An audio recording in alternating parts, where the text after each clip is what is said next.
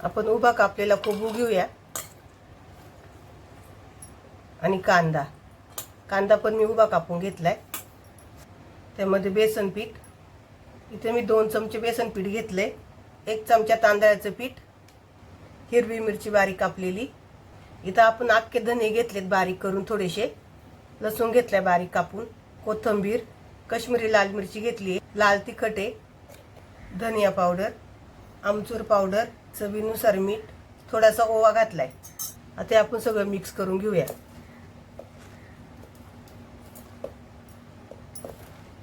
आपलं मिक्स करून झाले, त्यामध्ये थोडं थोडं पाणी घालून आपण मिक्स करून घेऊया।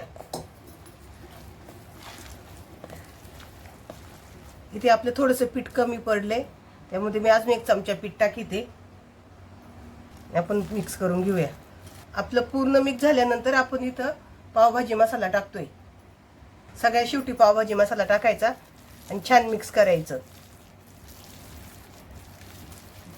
आपलं मिक्स झाले, तेल तापले का बघूया। तेल तापले, आपण भजी तळून घेऊया कोबूची। थोडंसं हलक्या हाताने गोळा करायचा आणि टाकायचा, दाबून नाही टाकायचा। आता हे आपल्याला मीडियम गॅसवर तळून घ्यायचे, फास्ट गॅसवर नाही तळायचं।